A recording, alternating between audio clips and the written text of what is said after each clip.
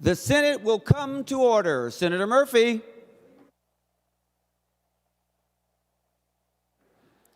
Thank you and good morning, Mr. President. I impose a call of the Senate. The Senate is now under call.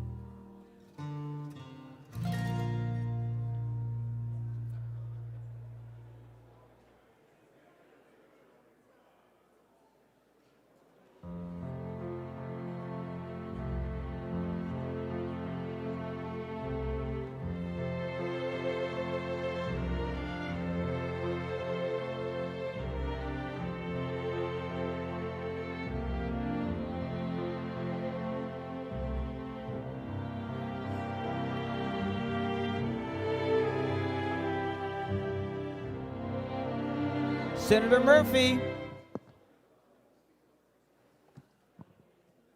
Thank you, Mr. President. I move that further proceedings under the roll call be dispensed with and that the Sergeant at Arms be instructed to bring in the absent members. On that motion, all in favor say aye. All those opposed say no. The motion prevails.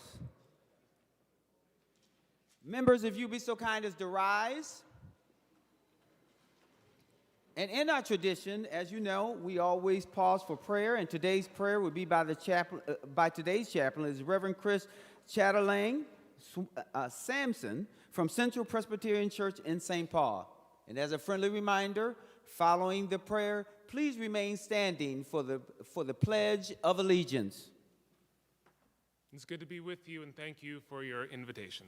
Let us pray. God, whose voice often resides deep within us, who gives us the knowledge of right and wrong, as well as the power both of creation and destruction, we hold silence as we begin our work to hear your voice.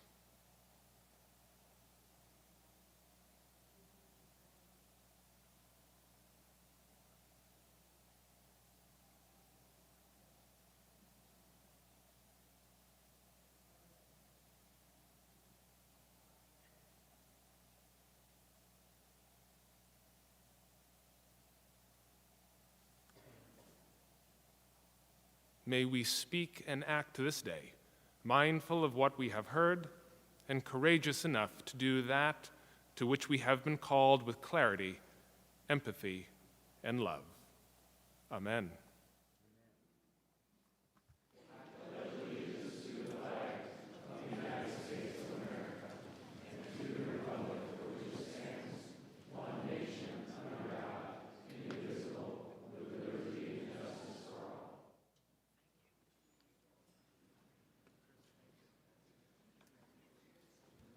I will now ask Senator-elect Clark from the 60th District to come forward and subscribe to the oath as administered by the Honorable Jesse L. Seabrooks II.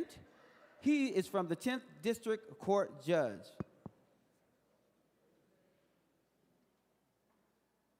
And if we can make sure that the middle aisle is clear, please.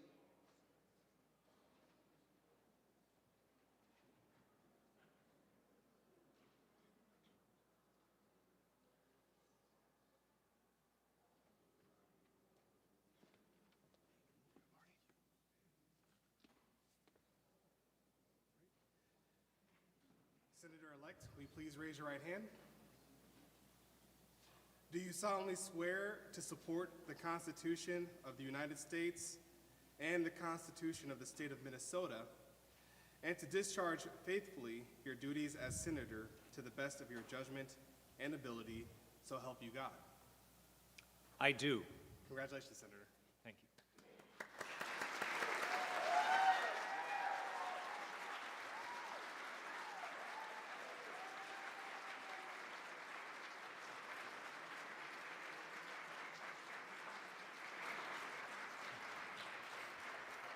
I am proud to say welcome, Senator Clark. With that, the secretary will take the roll.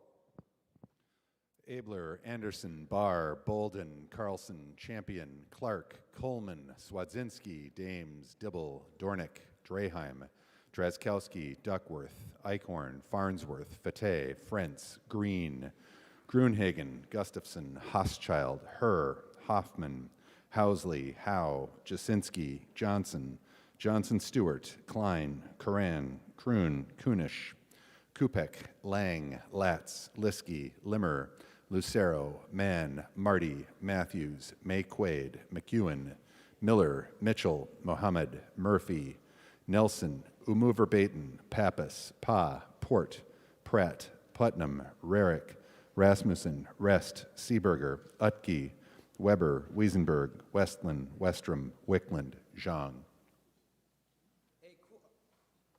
A quorum is present. Members, if you want to follow along, I'm reading from the Senate agenda dated Monday, February 3rd, 2025. We will now begin at the fifth order of business, which is reports of committees. Senator Murphy for a motion to adopt the committee reports. Thank you, Mr. President. I move the committee reports printed in the agenda be adopted with the exception of the report pertaining to appointments. Any discussion on the adoption of the committee reports? All in favor say aye. All those opposed say no. The motion prevails. Members, we will now proceed. No, I will stay there, and I'll call on Senator Murphy. Thank you, Mr. President. I move the committee reports pertaining to appointments be laid on the table. Any discussion? On that motion, all in favor say aye. All those opposed say no. The motion prevails. Now we will move to the sixth order of business, which is the second reading of Senate bills. The secretary will read the Senate file numbers. Senate file number 563. The Senate file has been given its second reading. We will now proceed to the eighth order of business, which is the introduction and first reading of Senate bills. The bills listed on today's introduction calendar are given their first reading and referred as indicated with the following changes. Members, if you'll turn to page number 4, you will see Senate file number 893. That bill is referred to the Committee on Education Policy. If you go to page number 5, you'll see Senate file number 896, and that bill is referred to the Committee on Education Finance. Also, please proceed to page number 8.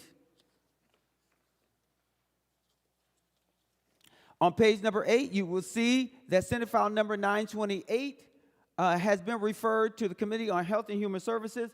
And also, if you proceed to page number 9, Senate file number 941 has been referred to the Committee on Elections. And last but certainly not least, Senate file number 942 has been referred to the Committee on Health and Human Services. And as I mentioned, the bills listed on today's introduction calendar are given their first reading and referred as indicated with the changes.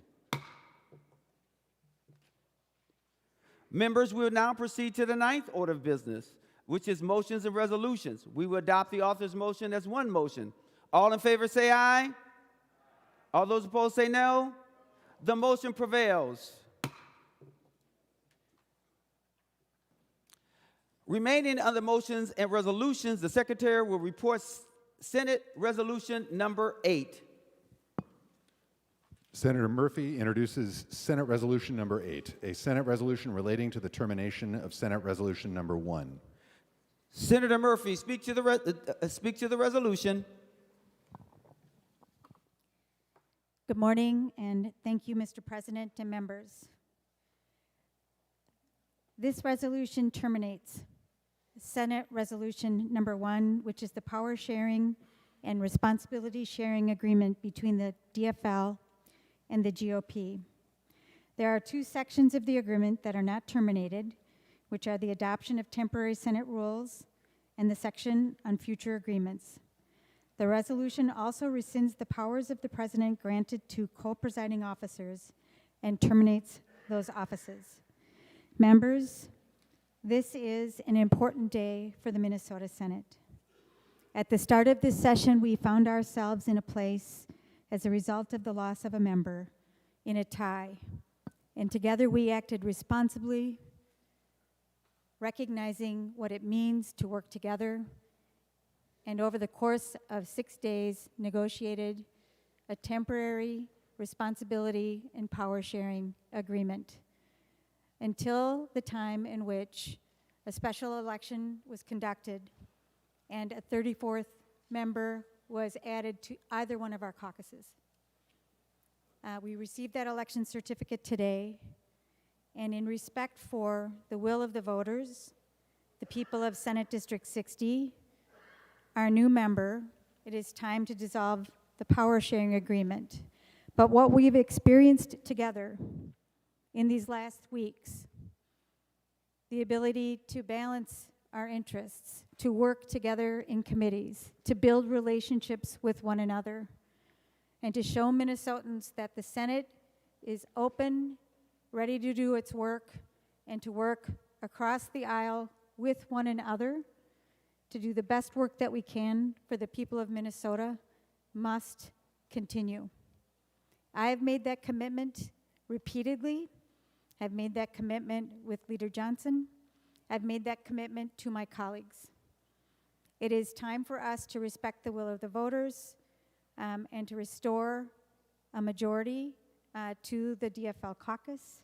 But more importantly, it is time to restore the stability that we know is embedded in this institution, and for this institution, continue to do the important work that reflects our values and our commitment to the people of Minnesota. I'll ask you to vote yes. Thank you. Is there any discussion on the resolution? Senator Johnson. Thank you, Mr. President. So over the past 3 weeks, Senate Republicans have been very proud to be part of this historic situation in the Minnesota Senate under this power sharing agreement.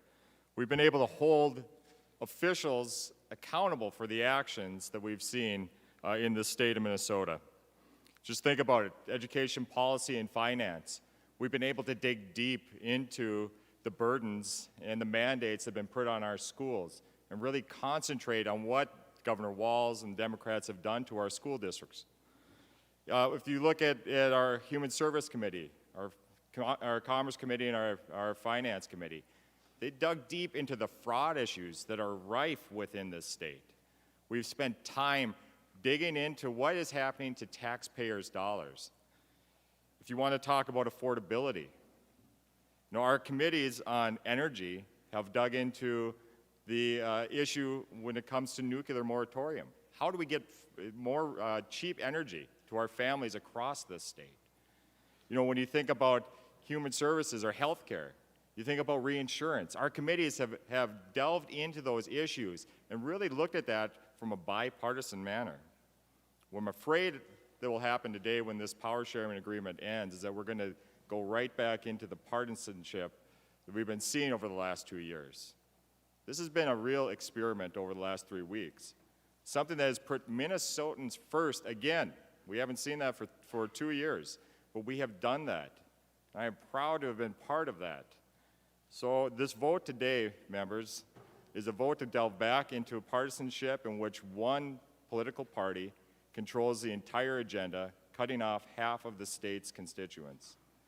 So I'm hoping that those who have made a pledge, joined a caucus perhaps, to be more middle of the road can come with and represent Minnesotans in the future. So members, I ask for a no vote on this resolution. Seeing no further discussion. Mr. President? Hold it. Who am I missing? I'm sorry. Senator Rasmussen. Sorry, I didn't see you, Senator Rasmussen. Thank you, Mr. President. I'd like to offer the A1 amendment. Senator Rasmussen offers the A1 amendment. The Secretary will report the A1 amendment. Senator Rasmussen moves to amend Senate Resolution number 8 as follows. This is the A1 amendment. Senator Rasmussen, to your A1 amendment. Thank you, Mr. President. I would request a roll call on the A1. Roll call requested, roll call granted. Senator Rasmussen. Thank you, Mr. President and members. And I just wanted to echo Senator Johnson's comments about the good work that has been done under this power sharing agreement. And so the A1 amendment simply continues the power sharing for an additional week. This resolution can be adopted today, but under the A1 amendment, it would become effective at 7 a.m. on February 10th. And the reason for that is we already have committees that are scheduled this week on a bipartisan basis with our co-chairs, and just allow that work that's been scheduled to continue and have an orderly transition. And Mr. President, I think, for my Democrat colleagues who have talked about the value that they've seen in this power sharing agreement, and even talked about how could we continue to work in a more collaborative way, I think this is the easiest example I could think of to signal that we value the work of the last 3 weeks. We're going to take the work that's scheduled to continue this week and let it occur. And then on February 10th, the Democrats will be able to terminate the agreement by letting the resolution take effect. And so that's what the A1 is, and I would ask for members' support. Thank you, Mr. President. Senator Abler. Thank you, Mr. Chair. And I was debating if I should speak to the amendment or to the underlying resolution. My thoughts are kind of the same. And before we get too far, just when I sign off, can you do a roll call on the underlying resolution, or whenever that's appropriate to ask for that? So anyway, do you want to announce that? Senator Abler, are you asking for a roll call vote on the underlining resolution as well? Right, I think Senator Rasmussen already asked for a roll No, call he on did this. one for the A1. Right, and so I would request one for the underlying resolution. I don't know when the right time is for that, so. I'll do it now. Okay. A request has been made and a request has been granted. Senator Abler. Well, thank you, Mr. President. And I'm going to combine my comments, but it is about the amendment as well. So I think this is a real mistake. Well, why is that? I mean, you're 34-33. It's an important day for the Senate. My colleague, Senator Murphy, commented. I think this amendment, should it pass, would allow for a cooling off period for people to think about it. And we could next week actually decide to not undo the power sharing, which actually has been legendary and incurred many positive comments across the state for how we can actually work together. Most members were not here, Mr. President. You were. In 2011, when we had this huge deficit, and it was horrible. I was the chair of the Human Services Committee, and I think I'll be talking about that more as we go forward on different proposals. But it was really hard. But there were two Republican bodies, and we had to persuade one gentleman, Governor Dayton, of the need to come up with an agreement, and finally, after a 17-day shutdown, we did.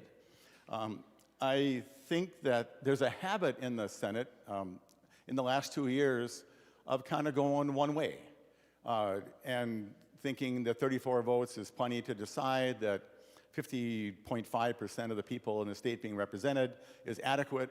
And I think, frankly, with all respect to my colleagues, and I have a lot of respect for all of them, they don't really know what they're in for. And so to get an agreement to go forward is going to require a broader strike zone, Mr. President, more inclusiveness of ideas that might be a little foreign to some individuals who are chairs. Like, I just don't like that all that well, but at the end, we have to get to a point where 67 people in the Senate and 60 in the House on each side, or at least 34 on each side, can agree to something. We are a far cry from that, even so. But the beginnings of the first shoots of spring, the first shoots, the first green, the crocuses coming up through the snow, the beginnings of that were beginning to show. And I think just to help us get closer to going home on time, we need to preserve this idea. And we need to preserve the idea that every voice in this body matters, because it's going to take the collage of that. And so, members, I would urge you to vote yes on the A1 to cool off. And finally, I'll just say please vote no on the resolution. Thank you. Senator Frentz. Thank you, Mr. President. Thank you, Senator Rasmussen. And members, this seems to me to be very simple. The two parties made a deal. that is embodied in resolution number 8. That's the deal that Democrats and Republicans said they would stand by. To vote for an amendment to that undermines that deal. I'll be voting no on the A1, and we should go ahead, Mr. President, dissolve the power sharing agreement and encourage members to seek bipartisanship wherever possible. As I stand here before you, potentially your Senate Energy Chair, the only bills heard in the Energy Committee so far, Mr. President, are Republican bills. We will continue bipartisan work together after we pass the 8 resolution and vote no on the amendment under consideration. Thank you, Mr. President. Thank you, members. Senator Seeberger. Thank you, Mr. President. As a DFL member who won her seat by only 321 votes in the last election, it is not lost on me that I represent not only the Democrats in my district, but the Republicans. And I have found the last few weeks to be a very productive use of our time to work together across the aisle to work on consensus-building, common-sense bills. It is my hope that that will continue. Unfortunately, I don't have the assurances from everyone in my caucus that we will. It has been a difficult weekend leading up to today. I have struggled with what I have heard from my constituents, what they want to see me do to represent them, because quite frankly, I have a fair number of constituents in my district that do not feel represented by what we have done in the legislature over the past 2 years. My commitment is to represent everyone in my district, not just the Democrats. My commitment is to listen to the Republicans and the independents and the libertarians and the people who are not involved in politics but just know that they don't like the way things are going right now. That is my responsibility as their senator, and that's what they elected me to do. My promise is to continue to do that. My word means something. If I give someone my word, I will stand by my word. I expect the same courtesy from the rest of my colleagues on both sides of the aisle. My commitment is to continue to work in a bipartisan fashion. My loyalty is to my districts, not the DFL. So to everyone in this chamber, you have my commitment to work with you on policy that works for every Minnesotan. Thank you, Mr. President. Senator Pappas. Thank you, Mr. President and members. My intention with the committee I co-chair with Senator Housley is to continue our shared responsibility that we have established, and I encourage the other chairs and co-chairs in the caucus to continue that. But I do think that it is important that we go back to one president and have one party in charge, but it doesn't mean that committees can't continue their collaborative work. Senator Matthews. Thank you, Mr. President. Well, as the soon-to-be former co-chair of the Senate Energy Committee, I do want to encourage members to vote for this resolution to even give this body one more week of wrapping up previously scheduled bipartisan business that is out of here. I do need to correct some information that's come from my co-chair on the floor. Because it is true, the Senate Energy Committee has only heard Republican bills so far. That's because they've been called by the Senate Energy co-chair of that committee.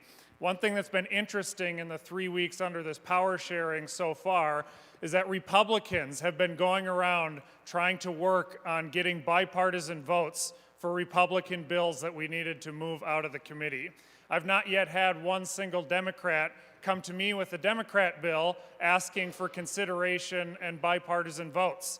It appears that perhaps they were just biding their time until a day like today when the agreement was going to be terminated and their bills could go through without the need of seeking bipartisan votes. And the 3 bills that we actually had prior commitments of bipartisan votes until we got to the day of the hearing and saw that that work was getting undermined behind the scenes, where they were requesting members to hold off on their votes, to keep them in committee, to not follow through with promises of voting for legislation to move forward. And so honestly, the power sharing agreement that we had, while a splashy, nice thing to show to Minnesotans, wasn't actually put in practice because I think one side knew that they were just needing to bide their time for a few weeks. And so it would have been nice to have seen what this power sharing agreement would actually do if both sides had to actually get members' votes from both sides of the committee. That's sadly not the case today. And so a lot of Minnesotans are fearing that we're going to revert back to what we saw the last 2 years of some of the most hyper-partisan legislation rammed through without any listening to or semblance of bipartisanship. And I hear that a lot from my district, and it's definitely a concern. I do have to give a little bit of props, though, because the last 2 years actually, unbeknownst to the majority, was adding to the case of re-electing Donald Trump as President of the United States. That the case that was set up here elevated Governor Walz, which exposed many of the positions that you all passed on the national scale. So there are silver linings to dark rain clouds, Mr. President.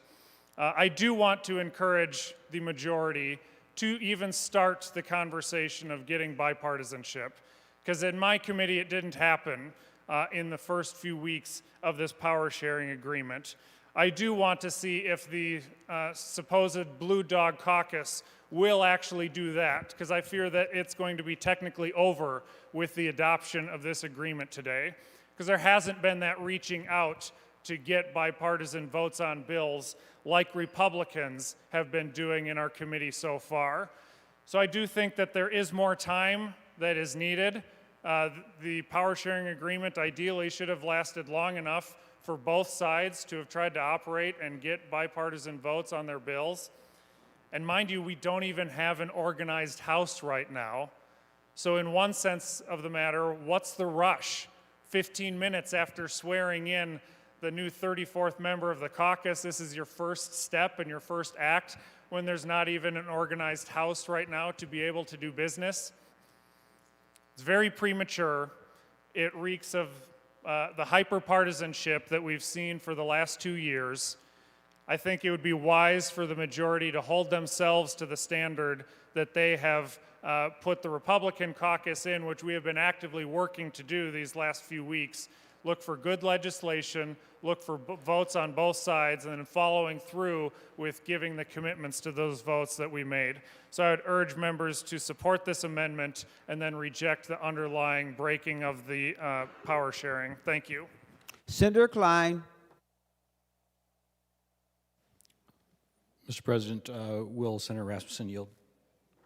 Senator Rasmussen, will you yield? He will yield. Senator Klein. Senator Rasmussen, I'm just trying to understand fully how the A1 would play out. We have a separate resolution on our desk, which is Senate Resolution 10, which reorganizes our committees. Were the A1 to pass and the underlying resolution to pass, would you then support the reorganization of committees under Senate Resolution 10 to occur today? Senator Rasmussen. Thank you, Mr. President. Thank you, Senator Klein. And it would be up to the body as to what to do with Senate Resolution 10. You could put it on the table and bring it up on Monday. If this A1 amendment is adopted, you could also add in a clause to Senate Resolution 10 similar to the amendment, making it effective on Monday as well. So there's a couple different ways that the body could address Senate Resolution 10 if the A1 is adopted and if Senate Resolution 8 is adopted. Senator Klein. Thank you, Mr. President. That answers my question. And just to observe that under either of those scenarios outlined by Senator Rasmussen, our newly elected Senator, Senator Clark, would not receive committee assignments today and would not begin to do the work that his constituents have elected him to do. Senator Putnam. Thank you, Mr. President. I don't want to play the irony police, but I do want to acknowledge that while we have policies, we also have how we talk to each other. And that's just as important as how we work together. And I will say that there is a deep irony or perhaps contradiction in appealing for bipartisanship in a deeply partisan fashion.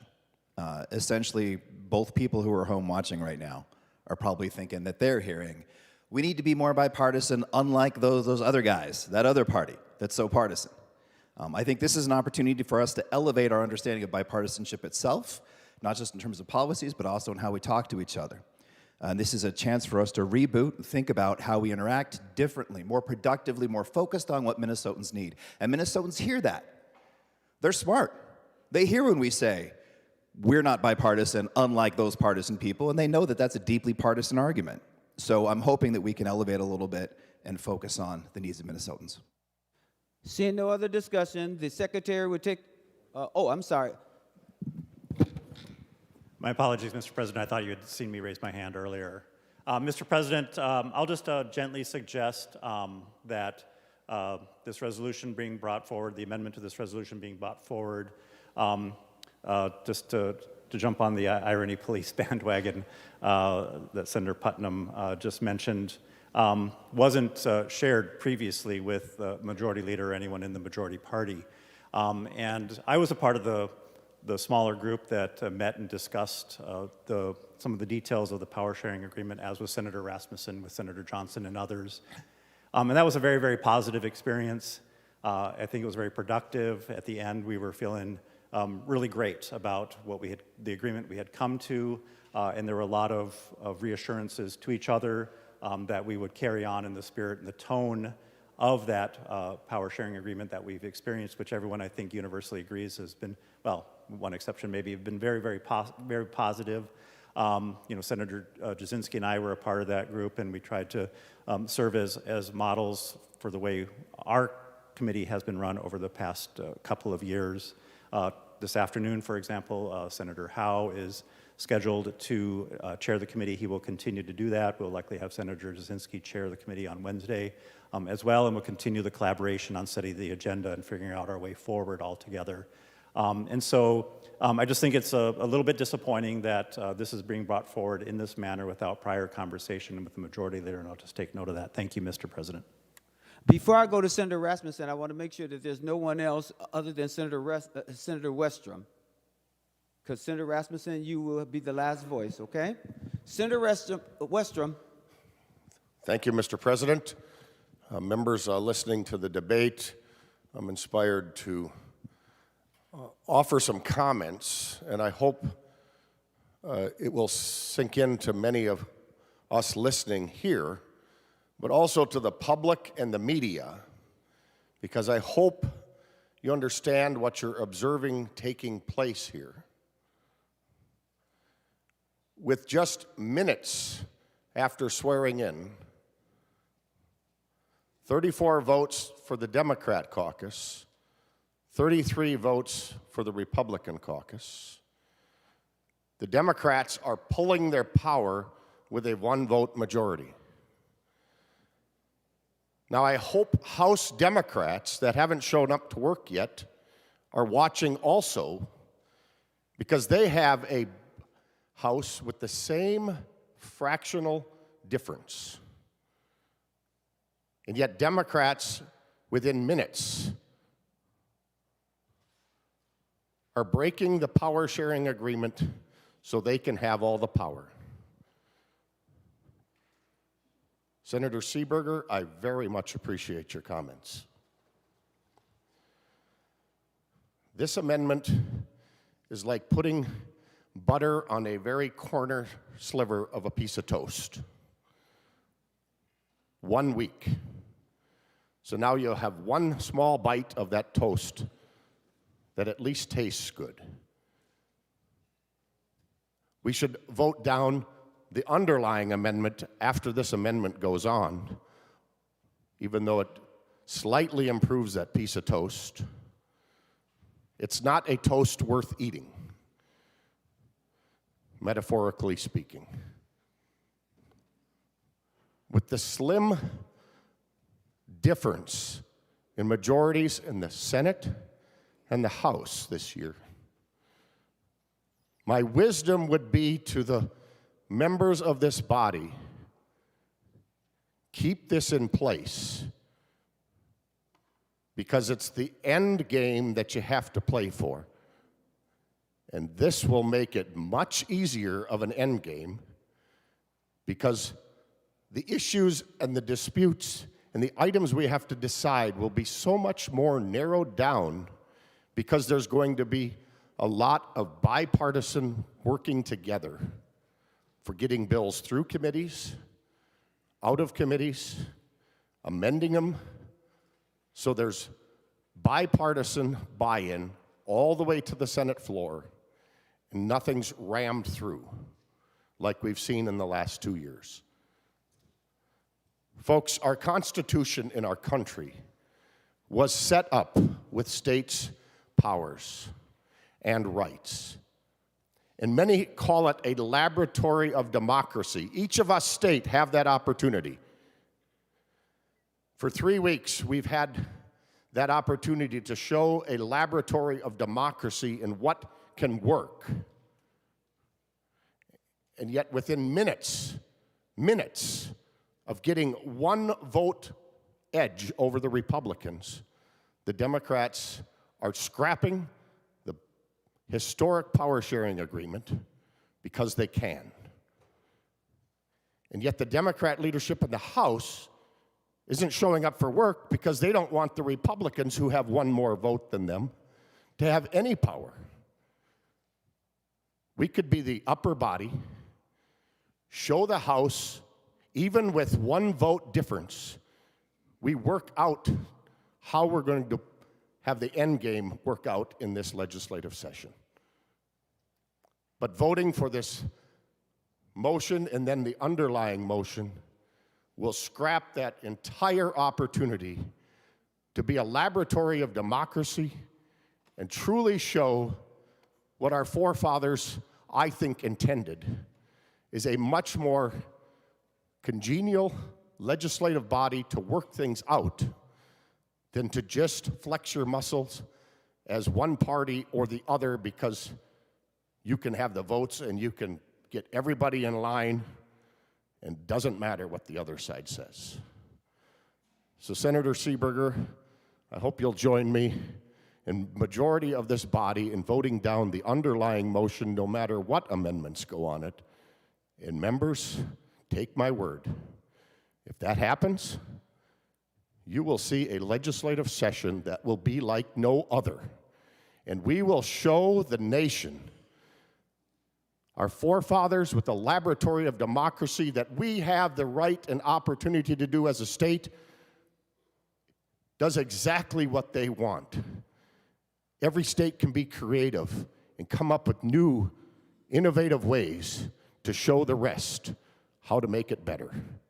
And I think the power sharing agreement we've had, although some bumps, but it's worked pretty good.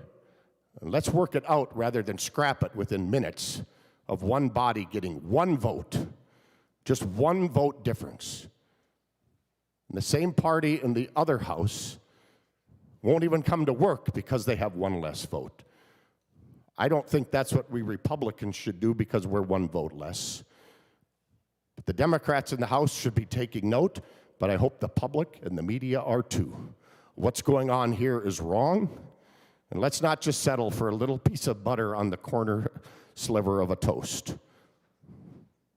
If this goes on, we should make it much better and get rid of the whole motion by voting the underlying motion down either way. Thank you, Mr. President. Senator Rasmussen to the A1 amendment. Thank you, Mr. President. I appreciate the robust discussion on the A1. What this amendment does is it presents a choice to this body if we adopt the Senate Resolution 8, which is, do we want one more week of bipartisan power sharing and committee structure? Or if you vote no and then vote yes on the resolution, you're saying that you don't want another hour of it. That's the choice. That's the choice. For committees that are already scheduled, for co-chairs that have planned out their agenda, this amendment, if adopted, would simply ensure that at minimum we get to finish this week with our power sharing agreement.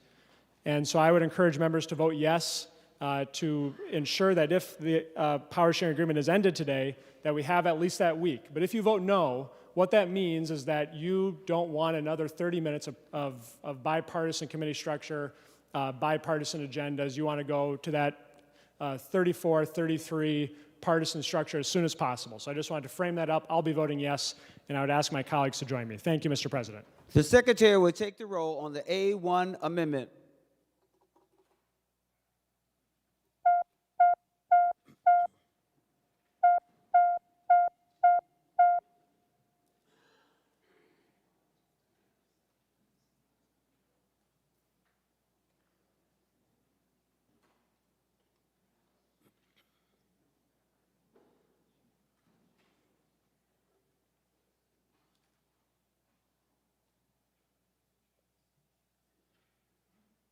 Members, please vote.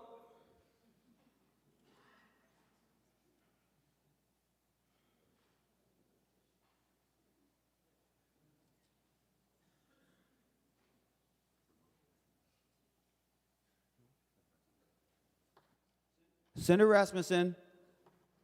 Thank you, Mr. President. Pursuant to Rule 40, Senator Jasinski votes aye. Senator Jasinski votes aye.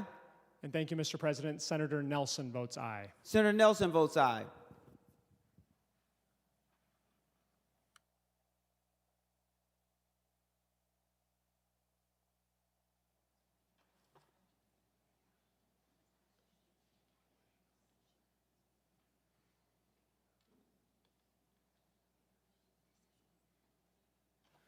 All senators having voted who desires to vote, the secretary will close the roll. There being 33 ayes and 33 nays, the A1 amendment fails. Members, we are back on the underlining resolution. Any other discussions? Mr. President. Who's calling me? Oh, Senator Housley, I'm sorry, I didn't see you. Senator Housley. Thank you, Mr. President. I have the A4 amendment. Senator Housley offers the A4 amendment. The secretary will report the A4 amendment. Senator Housley moves to amend Senate Resolution number 8 as follows. Page 1, line 4, delete everything after 1 and insert. This is the A4 amendment. Senator Housley, to your A4 amendment. Thank you, Mr. President, and welcome to the legislature, Senator Clark. I have the A4 amendment. We'll try this. I've been working hand in hand with Senator Pappas on the Capital Investment Committee, and we've been working very, very well together. There are so many projects throughout the state that need resources here through the bonding bill. We've got infrastructure, we've got roads, we've got bridges, we've got clean water. From every single community in the state we have heard from, and we have been sharing the gavel in the Capital Investment Committee. This committee its bill does not pass by a simple 34-33 majority. We need 8 Republican votes to pass a bonding bill. And I think of all of the committees, especially when we have Senator Pappas and myself working so well together, and both of us are really working towards that goal of getting a bonding bill done, I think this committee makes sense to continue the co-sharing of chairs in the Capital Investment Committee. Thank you, Mr. President. And roll call requested, please. Roll call requested, roll call granted. Senator Pappas. Mr. President, I hadn't even raised my hand. You just really want me to speak. Senator Housley and I do have a great working relationship, and as I mentioned earlier, I would like to continue that relationship. But I don't believe that if the numbers were reversed, that this issue would be before us, quite honestly. So I would ask the members to vote no on this, but I still have a commitment to continue working in a very collaborative manner with Senator Housley. Any other discussion? Senator Westrom. Mr. President, I would just ask we put the Senate under call for the entirety of this motion and this underlying motion. The Senate is now under call.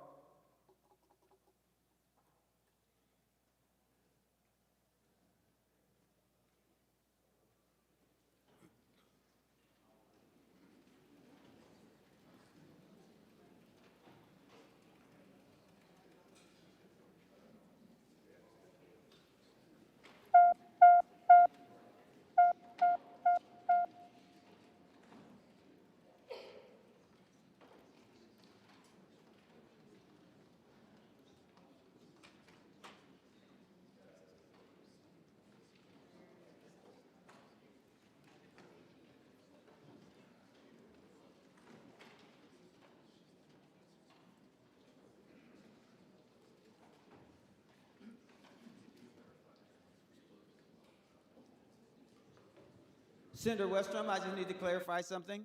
Senator Westrom?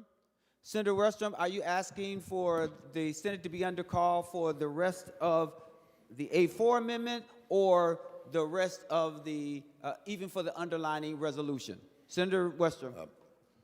Mr. President, I would withdraw my request for a call of the Senate. Senator Westrom, you need to move for us to remove the call of the Senate. Senator Westrom. Mr. President, I move to withdraw the call of the Senate. All those in favor say aye. All those opposed say no. It is withdrawn. Senator Housley, anything else before we go to a vote? Seeing none.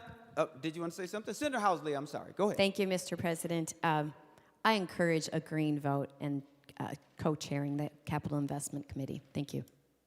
The Secretary will take the roll on the A4 amendment.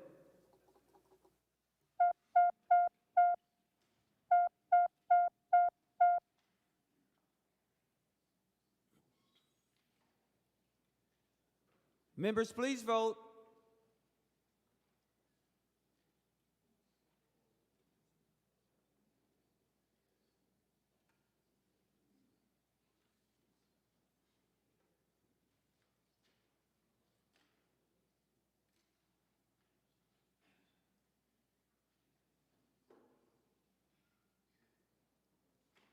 Senator Rasmussen, for those voting pursuant to Rule 40.7. Thank you, Mr. President. Senator Jasinski votes aye. Senator Jasinski votes aye. Thank you, Mr. President. Senator Nelson votes aye. Senator Nelson votes aye. All senators having voted who desire to vote, the Secretary will close the roll. There being 33 ayes and 33 nays, the A4 amendment is not adopted. Senator Dames. Well, thank you, Mr. President. I have the A5 amendment. Senator Dames offers the A5 amendment. The Secretary will report the A5 amendment. Senator Dames moves to amend Senate Resolution number 8 as follows. Page 1, line 4, delete everything after 1 and insert. This is the A5 amendment. Senator Dames, to your A5 amendment, sir. Well, thank you, Mr. President. The A5 amendment, what this does is it keeps the power sharing agreement going for the Commerce Committee. I think that Senator Klein would agree. We've been able to work together not only as chairs but as the committee members. And so I'd like to see this move forward and continue with the co-sharing agreement, same as what we were doing before. And I'd urge a green vote on this. Senator Klein.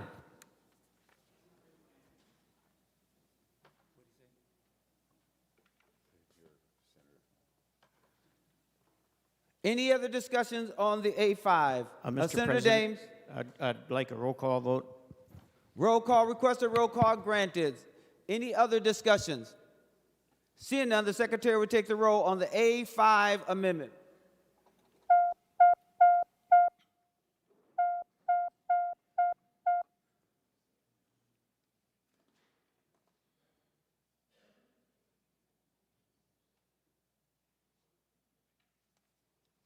Members, please vote.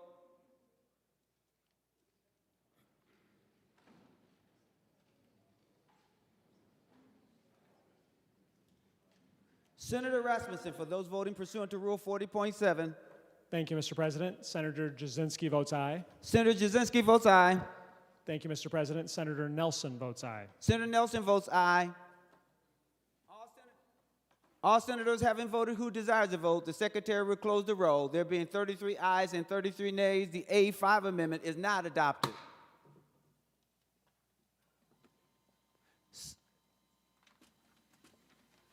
Senator Duckworth, Mr. President. Duckworth, I haven't called your name in quite some time, sir, so forgive me. Senator Duckworth. That's all right, Mr. President, and hopefully we'll get back to that shortly. Just a couple of comments on the underlying resolution. First and foremost, I'm under no grand illusion that the math equation has changed. It is what it is. I do commend all of my colleagues, but especially my colleagues that happen to belong to my caucus for actually showing up today, even though the math might not necessarily be on our side. We've still got a job to do. We've got a commitment to the people of Minnesota, and we're going to do that regardless of whether or not we're in the majority, the minority, or tied, because we owe it to them to do so. As a matter of fact, I kind of disagree with the fact that we referred to it as a power-sharing agreement. Really, it was just an agreement to govern responsibly together. The only folks that have the power here in the state of Minnesota are the people, the voters, the ones who send us here expecting us to work together to do right by them and their loved ones on their behalf. And I hope that is a guiding light that we look to as we continue to work together this session. I don't think holding each other accountable is a partisan thing. It can be an uncomfortable conversation. It can be a heated debate, but accountability does not equate to partisanship. The voters expect us to hold ourselves accountable. They also expect us to hold one another accountable. So those types of conversations aren't simply partisan rhetoric. I want to caution my colleagues right now because the clock is ticking. And a lot of promises are being made in regard to bipartisan cooperation, working together. We're going to do great things on behalf of the people. We're going to honor the spirit of which we've started this session, and I hope that remains the case. I hope it's not lip service. But I also have a memory long enough to remember the 2 years prior to this one. I have a memory that extends back to last May, when the boisterousness of this chamber was occurring for a very warranted and valid reason.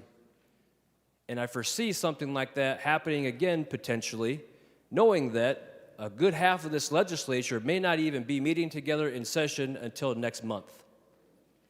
If we were under a timeline crunch last year, with one party having total control and the ability to control the calendar and plan everything out, and we still saw a 1,000-plus omnibus bill rammed through both the House and the Senate without review, some of it not being heard in committee, then I tell you right now I have a very, I think, valid concern, and I'm very skeptical, as are the people of Minnesota, that we're not going to simply see the same thing happen all over again, because the timeline for this session, if it's not already been blown, will be very soon, unless people decide to show up and do the work of the people, Mr. President. I also am a little bit skeptical because, as was mentioned earlier, we've got a lot of things to fix on behalf of the people of Minnesota. I can respect that people had bills and policy they wanted to pass the last 2 years, and the math was on their side, they got it done. But what I can't accept are legislators, our leaders failing to acknowledge and admit and tell folks when they hear from them that there were some consequences that came with some of the legislation passed over the last 2 years. I've been in committee already where we've had folks come forward, whether they be superintendents, principals, or teachers, and say, hey, this bill or that bill has led to a significant deficit in our budget. We've had to lay off teachers. We don't know how we're going to implement this. We've got issues in our schools. And the response has been, you're wrong. The response has been, we know better than you. We made zero mistakes, and we don't even want to hear it. Mr. President, that's not how we're going to fix things. So in the spirit of working together and continuing to cooperate, what that would mean if we were to fast forward from now to the end of May is that we have fixed legislation that has put our schools into massive deficits. It will mean we have fixed legislation that our counties and cities are telling us are going to put them in massive deficits. And it means we will have passed legislation that will correct what's spending $18.5 billion of taxpayer surplus, increasing taxes by another $10 billion, all the harm that has caused the state of Minnesota as it relates to inflation and the cost of living. So my God, do I hope that the spirit of bipartisan cooperation continues, because if we don't do any of that stuff by the end of this session, we'll know for a fact it wasn't, and we will have failed the people of Minnesota. So vote the way you will on the resolution. The math is the math.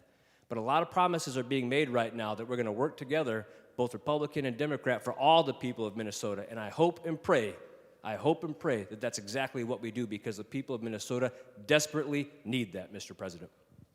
Senator Krohn. Thank you, Mr. President. I was very happy and proud to be part of the negotiating team for this shared responsibility agreement. Even though it may be short-lived, it was very important and historic in the Minnesota Senate, because it showed Minnesotans we can do what they expect, which is to work together on a bipartisan basis. And I hope that that spirit will continue. In fact, Mr. President, it needs to continue. We heard in just a very short time a greater variety of bills. We had greater representation for all of Minnesotans. There was more accountability. It was better government. And while I'm disappointed that it seems that this shared responsibility agreement is coming to an end, and I know firsthand from my 2 years here in the Senate that being in the minority is not always fun. But Mr. President, I take my responsibility to my constituents seriously. I take this position very seriously, and I will nevertheless show up here every single day in St. Paul to do the work that my constituents sent me here to do. And I think, Mr. President, all of us here in the legislature need to have that mentality. And I look forward to working with my Democrat colleagues going forward, regardless of the outcome of this vote. Thank you, Mr. President. Members, we will now, seeing no further discussion, the Secretary take the roll on resolution number 8.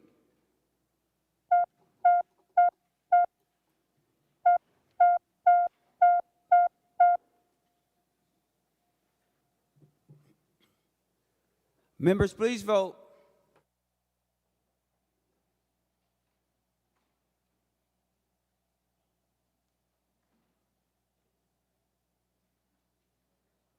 Senator Rasmussen, for those voting pursuant to Rule 40.1. Thank you, Mr. President. Senator Jasinski votes no. Senator Jasinski votes no.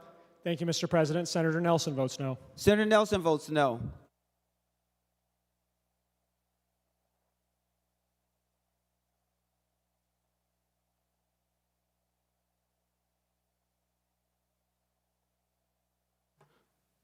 All senators having voted who? Mr. President.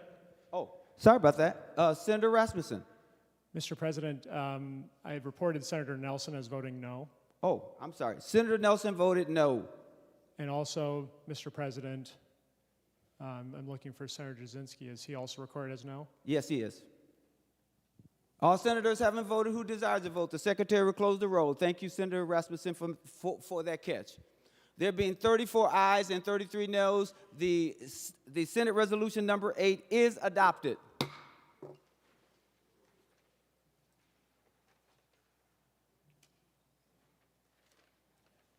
Senator Miller.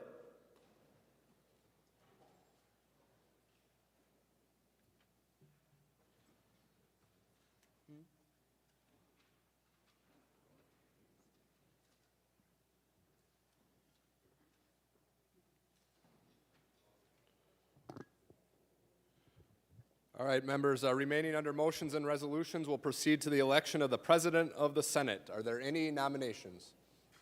Senator Murphy. Thank you, Mr. President. I am pleased to nominate Senator Bobby Joe Champion for President of the Minnesota Senate. Any further nominations? Senator Bobby Joe Champion has been nominated. Further nominations? Senator Coleman. Thank you, Mr. President. It is my honor to nominate a man who I believe will uphold the honor, the practices, and the customs that make the Senate what it's been known and respected for. A man with an impeccable understanding of Masons, the rules, and a man who, prior to coming to floor today, made it clear to our caucus that he will always put principle over party, which I think is now needed more than ever. So it is my privilege, Mr. President, to nominate Senator Andrew Matthews for president. Senator Andrew Matthews has been nominated for Senate President. Members, are there any other nominations? Are there any other nominations? Seeing none, nominations are closed. The Secretary will call the roll in alphabetical order. Members, please vote by saying the last name of the candidate. Mr. President. Mr. President. Senator Westrom, for what reason do you Mr. President, rise? a parliamentary inquiry. What's your parliamentary inquiry? Is there any discussion allowed on the vote, or do we have to go right to a vote? Senator Westrom, we are already taking the vote. So no further discussion at this time. The Secretary will continue. Mr. President, parliamentary inquiry. Senator Westrom. Is voting for president a motion that allows discussion? Because there was never a call for discussion. So that's what I'm just wondering.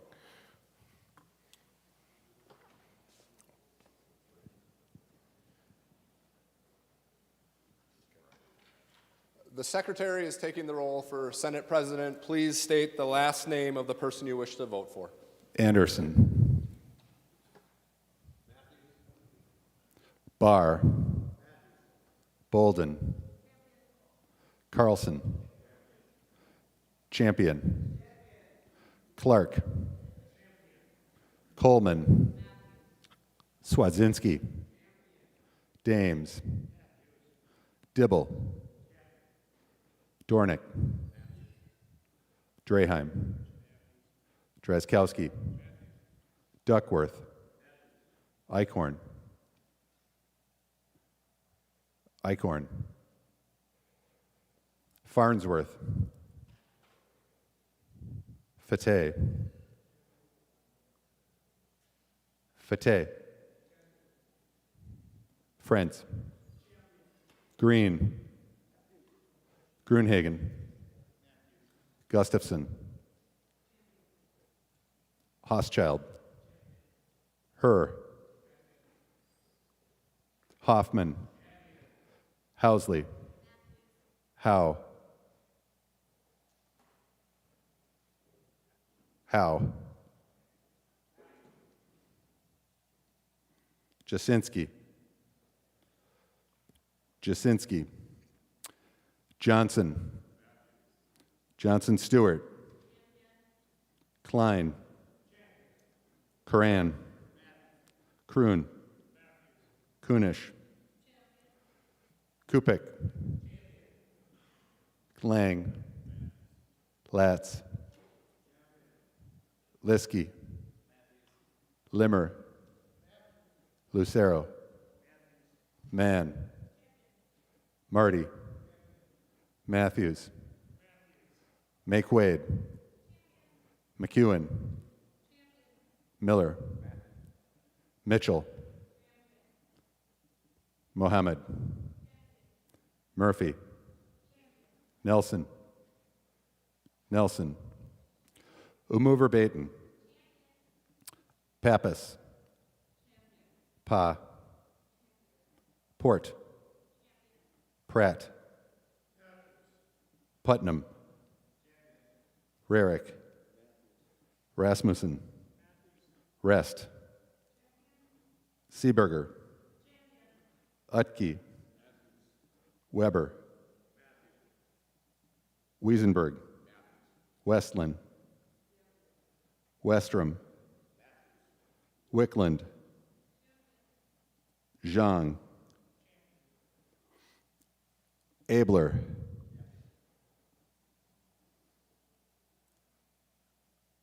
Eichhorn. Jasinski. Nelson.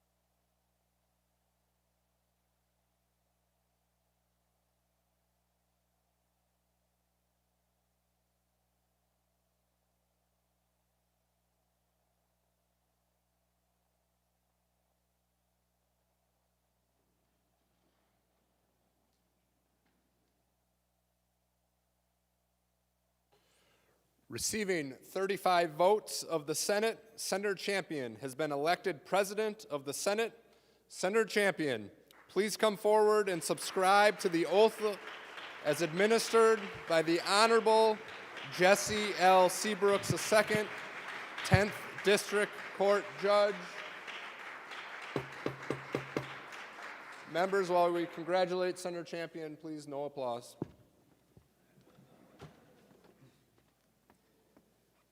Senator Champion, please raise your right hand. Oh, you're already there. Yeah, right. Do you solemnly swear to support the Constitution of the United States and the Constitution of the State of Minnesota, and to discharge faithfully your duties as President of the Minnesota Senate to the best of your judgment and ability, so help you God? I do. Congratulations. Thank you so very much.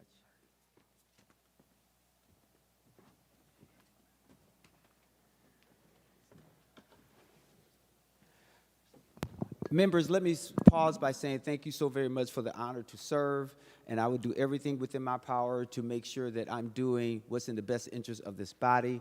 One of the things that I want to assure you of is that my door is always open, even when it comes to thinking about rules, the interpretation of those things. As I mentioned in times past, I always want to be able to talk to you, and thank you for the bipartisan support. One of the things that I have also talked to Senator Miller about is that even as we're going throughout the session, if there are questions that he has or opportunities for us to talk about points of order or interpretations, that we will certainly do that, because to me it's very important for us to understand that this body belongs to all of us. The people of Minnesota elected us to come and be here right now in this moment, and it's going to take all of us in order to move forward. So thank you so very much for the honor. And with that being said, remaining under motions and resolutions, the Secretary will report Senate Resolution number 9. Senator Murphy introduces Senate Resolution number 9, a Senate resolution naming a majority leader and a minority leader. Senator Murphy. Thank you, Mr. President. Senate Resolution number 9 does the simple work of naming a majority leader and a minority leader, the two leaders for their caucuses, Senator Johnson and myself. I ask for your support. Any other discussion on Senate Resolution number 9? Seeing none, to that resolution, to adoption of that resolution. All in favor say aye. All those opposed say no. Senate Resolution number 9 is adopted.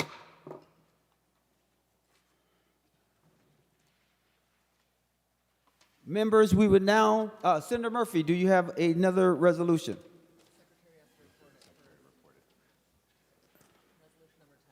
Is Senate Resolution number 10? Let me allow the Secretary to report it first, and then you can speak to it.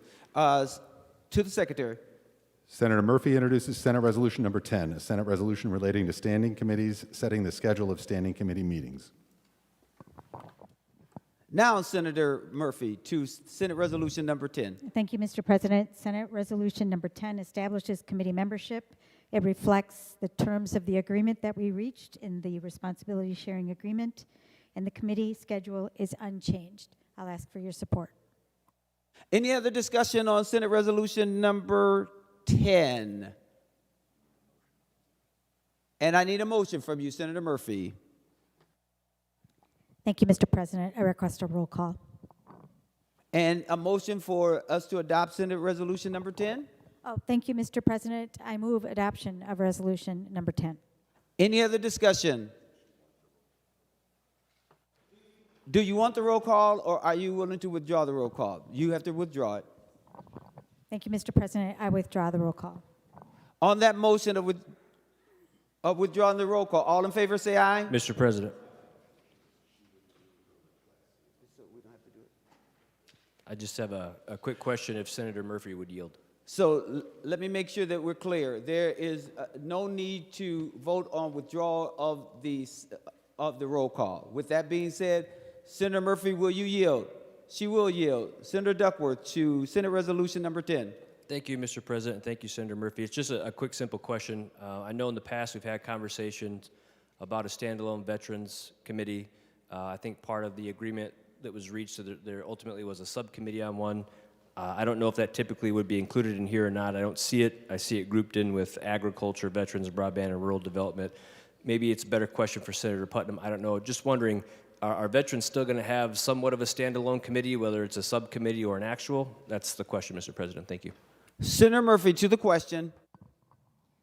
Thank you, President Champion and Senator Duckworth. The answer is yes.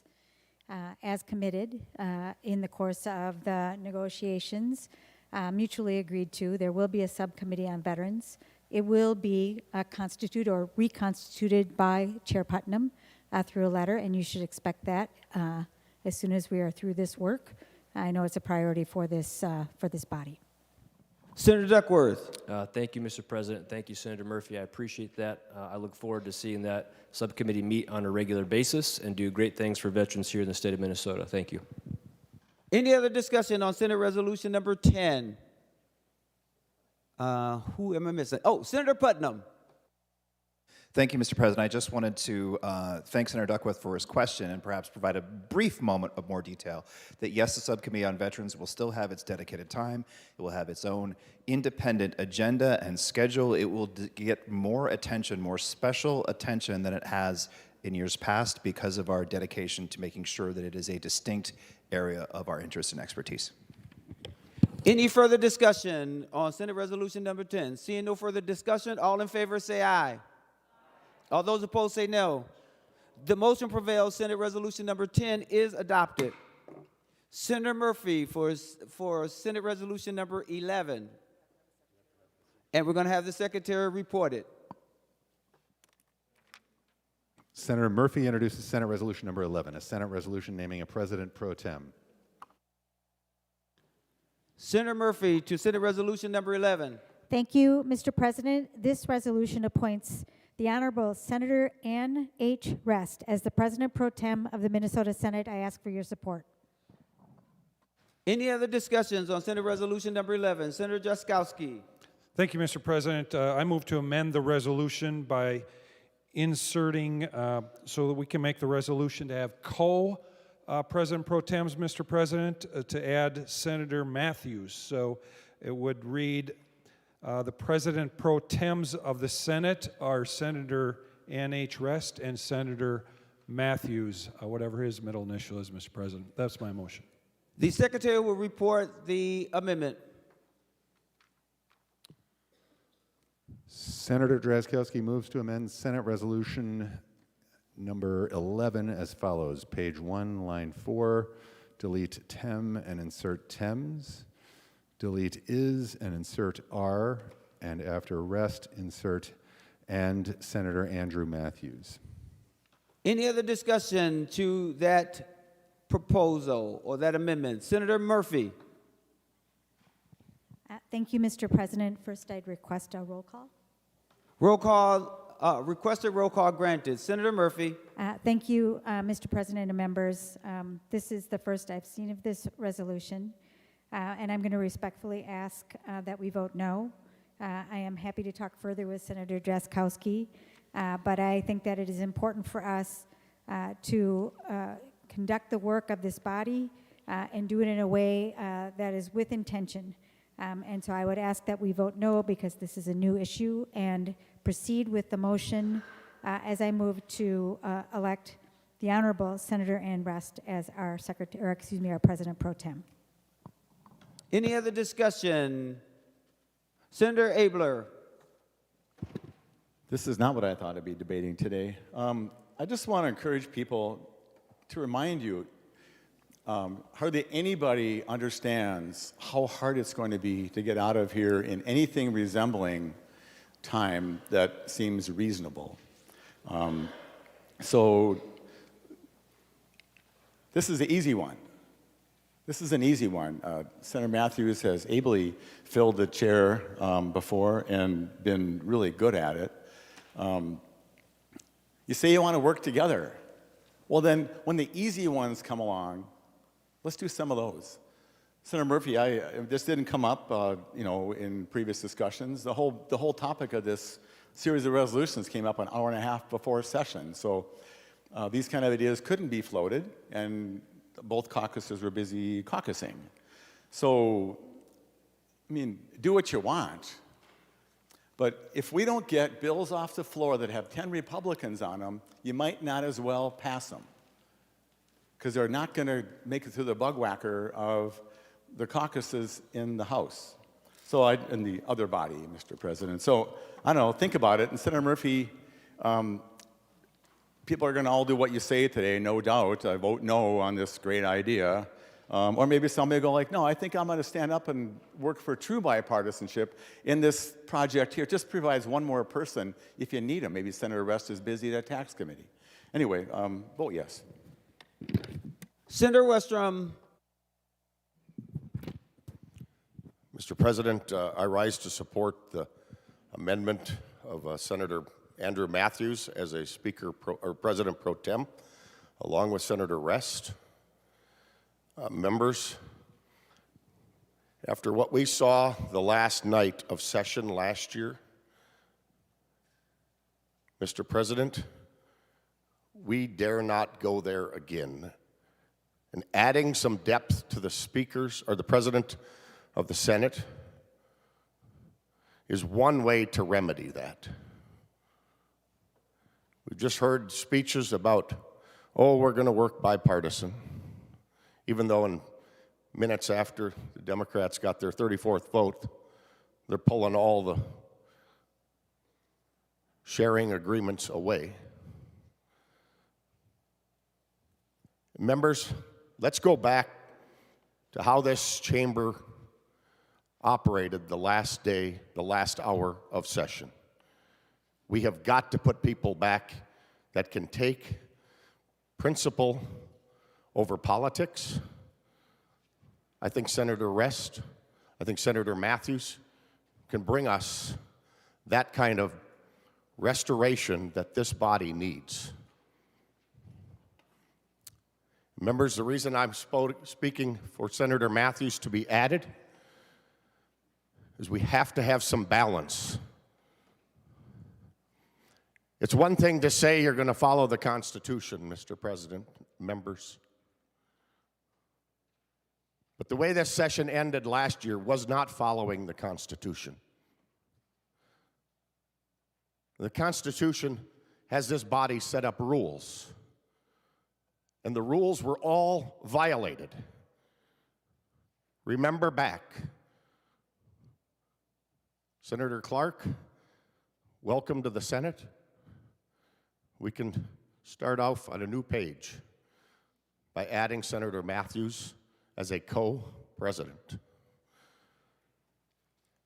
Because having a chamber that wastes the second day to the end of session has not enough time to get their work done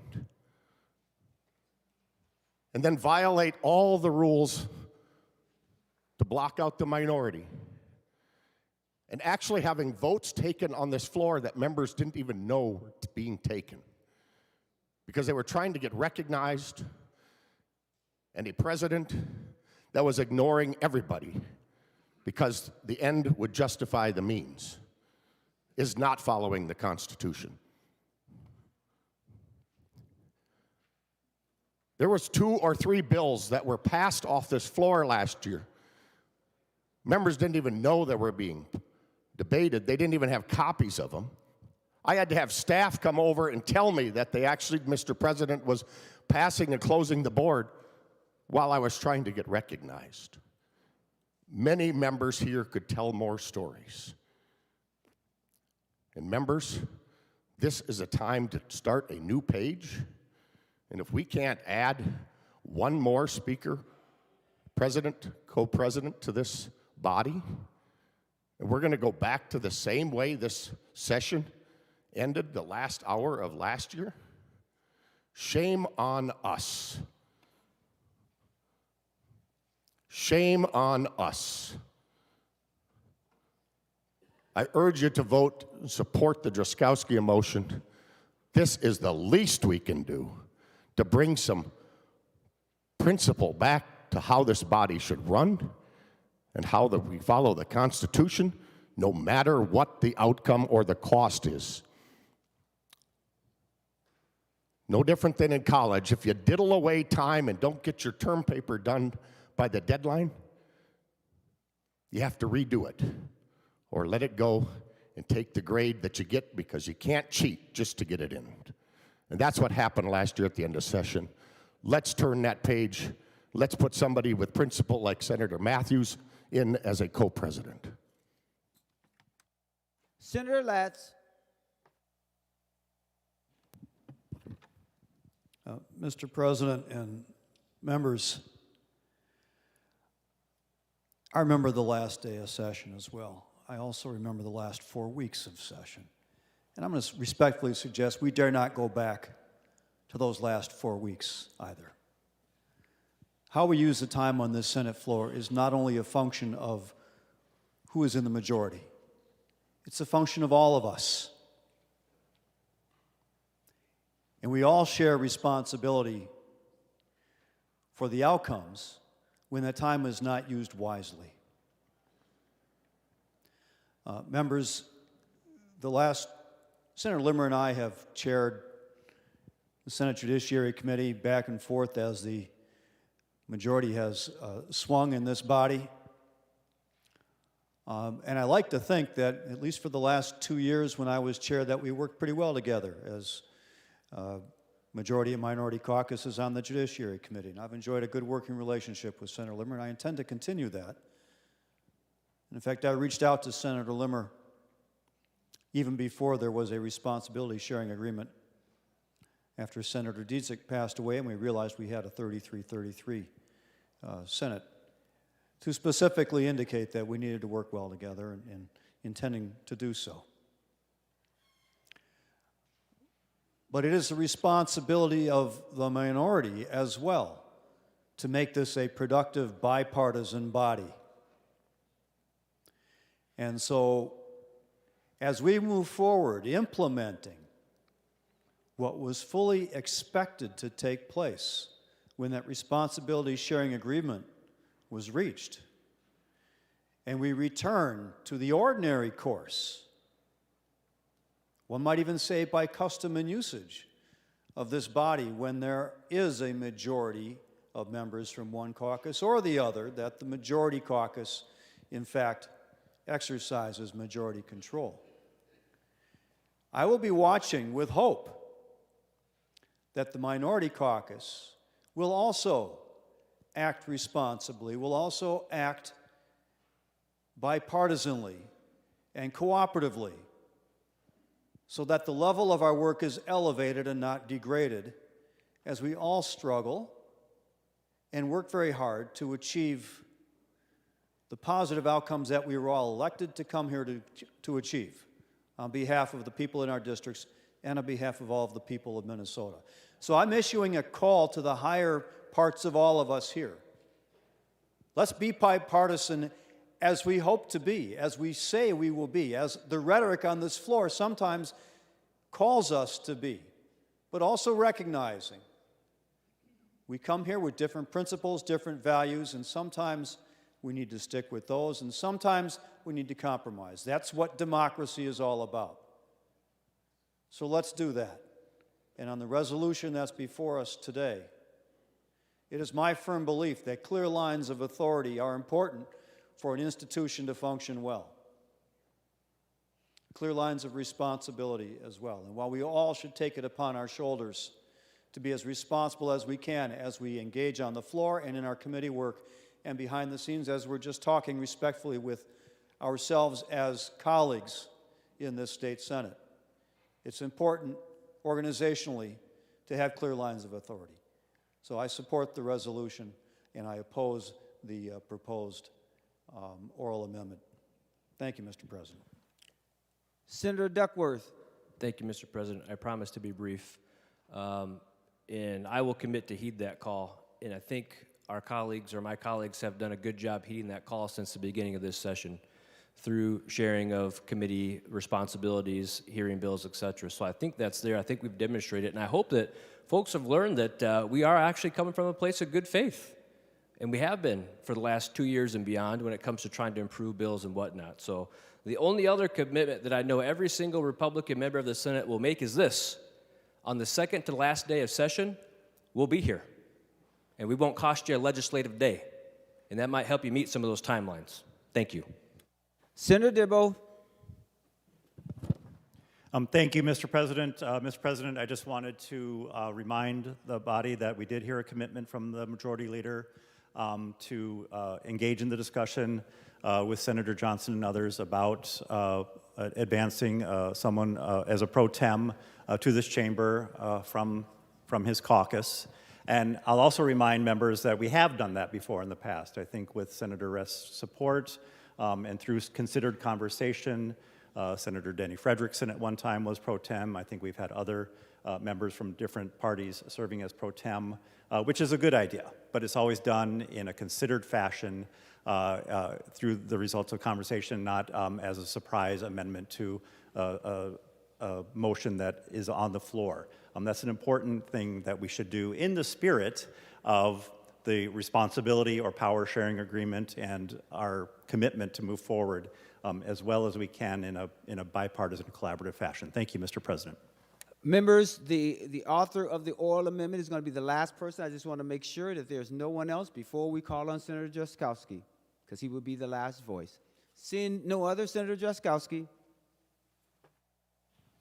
Thank you, Mr. President. Members, well, Senator Dilbel, we have had about 40 times more time placed into considering this resolution than we did in our caucus, and you probably did in your caucus. So there's nothing surprising here. The question is, are we going to exercise the rhetoric that we heard earlier today from Senator Seeberger and others? And Senator Latz, this is not about authority. The President pro tem has no authority over you or me or any other member here. This is the person that we call on and trust to be able to carry out the responsibility of hearing the members of this body. For it is the membership in the body that runs the place. It is not the President. It is not the President pro tem. It is not the majority leader. It is not the minority leader. It is the body that runs the place. That is where the authority comes from. And members, I am interested to see whether this body has in it the will to do what we heard earlier or not. And Mr. President and members, I share the frustration, and it's harbored inside of me, Mr. President, about how the last session ended. As I watched, members, as Senator Howe had the floor taken away from him. The dignity was stripped from him, Mr. President. It was stripped from every one of his constituents. By the way we ended this session, foisted before us was a 1,400-page bill that not a single member here had read, that not a single member here had seen before. All of the rules of the majority were run over by the majority in pursuit of their ideologically driven pursuit of policy. The ends justified the means.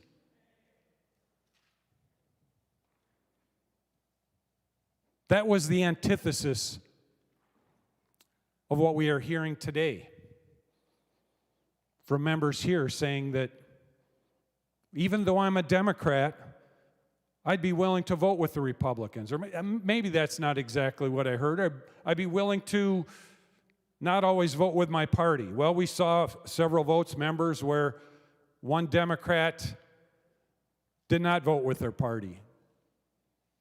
They didn't vote against their party either. But they still got the outcome, Mr. President, of their party. In that case, it could be said that that member got their cake and ate it too. Mr. President, members, what I am looking for with this amendment is whether there is the will in this body by some of the members, maybe the Blue Dog Democrats we've heard about. Maybe they are Blue Dog Democrats that will actually reach across the aisle and share the President pro tem responsibility.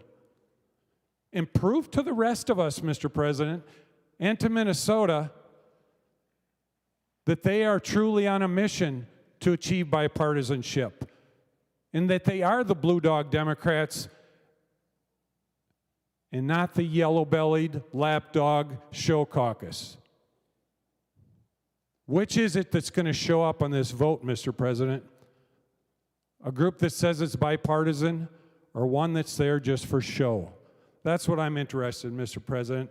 Mr. President, members, I encourage your support for this very simple and bipartisan amendment. Thank you, Mr. President. A roll call was requested, and a roll call has been granted on the oral Drazkowski amendment. The secretary will take the roll.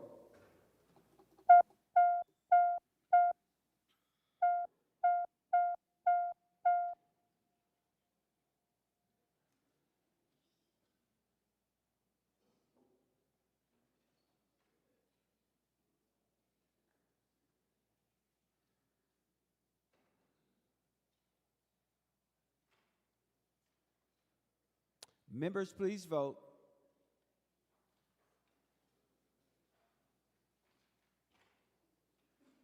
Senator Rasmussen, for those members voting pursuant to Rule 40.7.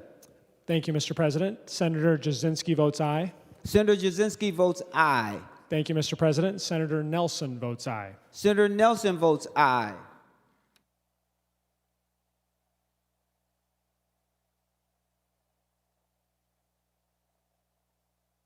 All members having voted who desires to vote, the secretary will close the roll. There being 33 ayes and 34 noes, the Drazkowski amendment is not adopted. Members will on the underlining Senate Resolution number 11. Any other discussions before we vote? And it's my understanding no roll call was requested. All in favor say aye. All those opposed say no. The motion prevails. Senate Resolution number 1 is adopted. Members remaining under motions and resolutions. Senator Murphy. Mr. President, I move that Senate Resolution number 4 be taken from the table. This deals with mileage. To that motion, all in favor say aye. All those opposed say no. The motion prevails. Senator Murphy. Thank you, Mr. President. At this point, I move the A50 amendment that improves the motion that is before us, and I'd ask for your support. The secretary will report the A50 amendment. Senator Murphy moves to amend Senate Resolution number 4 as follows. Page 1, delete line 13, and insert. This is the A50 amendment. Senator Murphy, for your opportunity to explain the A50 amendment. Thank you, Mr. President. The A50 amendment takes what we had before us last week and corrects and adds information to make sure that this is the most accurate of the mileage that pertains to our members. And I ask for your support. Any discussion on the A50 amendment? Seeing none, all in favor say aye. All those opposed say no. The A50 amendment is adopted. Members, we are now still on the Senate Resolution number 4 as amended. Any questions? Any discussions? Seeing none, all in favor say aye. I'm sorry, we need a roll call on this one because it involves money. Mr. Seeing President, no further discussion. Senator Murphy, you want to say something? Yeah, Senator no, Murphy. Mr. President, I move that roll call.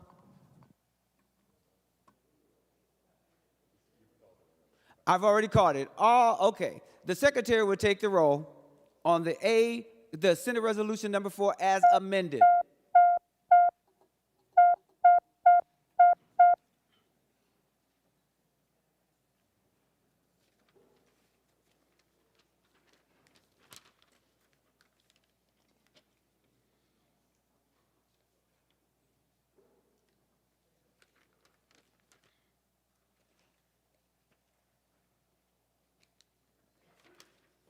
Mr. President. Senator Rasmussen, for those voting pursuant to Rule 40.7. Thank you, Mr. President. Senator Jasinski votes aye. Senator Jasinski votes aye. And Senator Nelson votes aye. Senator Nelson votes aye.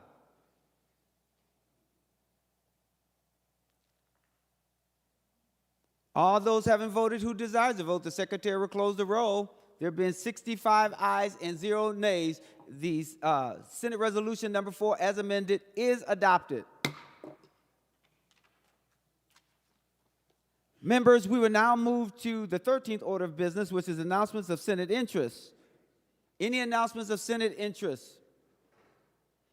For the Jobs and Economic Development Committee, we're going to meet at 1:15. 1:15. Any other discussions? Any other announcements of Senate interest?